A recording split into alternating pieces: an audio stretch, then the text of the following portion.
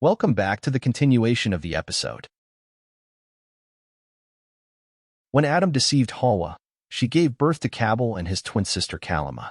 Likewise, Adam would give birth to twin pairs in every pregnancy. Then Hawwa gave birth to Habil and his twin sister Labuda. Qabil occupied himself with farming, and Habil occupied himself with herding sheep. Their father commanded Habil to marry Qabil's sister, but Qabil became jealous and said, "I am more entitled to marry my sister than him." Their father commanded both of them to offer a sacrifice, and whichever of them had their sacrifice accepted would be more entitled to marry Qabil's sister. They agreed to this. Habil offered the fattest sheep he had, while Qabil offered the least valuable of his flock. This took place between them on a Friday.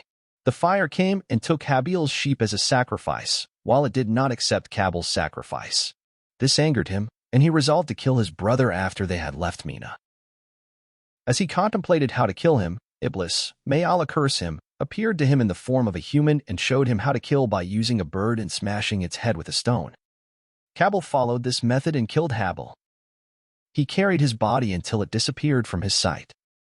Qabil then fell asleep beside his flock while they were grazing. He picked up a stone and threw it at his own head, killing himself.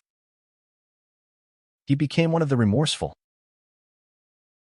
Adam, peace be upon him, felt immense regret for his son Habil and for the loss of paradise. Allah, the Most High, then sent down a tent made of red ruby, placed in the location of the Kaaba.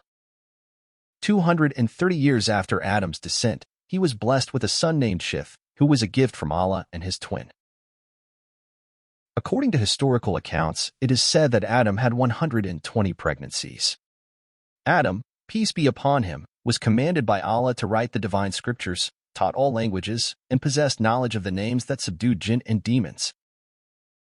He also had knowledge of calculating time and the movements of celestial bodies. Adam requested his Lord to show him the world and all the good and evil within it. So, a representation of the land and sea was presented to him, along with a glimpse of its kings, inhabitants, and his descendants. He was shown the images of the prophets and the events that would unfold in the world until its end. As Adam's descendants multiplied over time, Allah sent him as a messenger to guide them, commanding him to convey Allah's orders and prohibit what was forbidden. It is said that he was sent as a messenger when he was 970 years old. When Allah, the Most High, wished to take Adam's soul, he instructed him to appoint his son Shith as his successor and teach him all the knowledge that he possessed. Adam fulfilled this command, and the cause of his death, peace be upon him, was his departure from farming and being exposed to smoke, which led to his illness for 21 days. The angels differed in their opinions regarding his illness. It is said that Adam desired to taste a grape from paradise, so some of his children asked him about it whenever they met him, including the angels. Gabriel, peace be upon him, met Adam and consoled him, saying, "Return, for your father has passed away." At that time, Adam was 930 years old according to some accounts, while others say he lived for 950 years, including the 50 years he gifted to David. Gabriel, peace be upon him, brought a shroud and a burial wrap from paradise. Shith was taught how to wash and shroud his father's body. It is said that this was a custom established for future generations in dealing with death. Adam's body was carried to the cave of Al-Kalb in Mount Abu Qubais, where he was buried. His death occurred on a Friday. He had 40,000 sons and descendants, and with his death, the ruby tent that was located at the side of the Kaaba was lifted.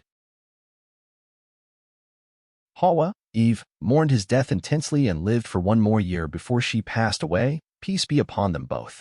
Shith performed the funeral prayer for her and she was buried next to Adam, peace be upon him, alongside all the prophets and messengers.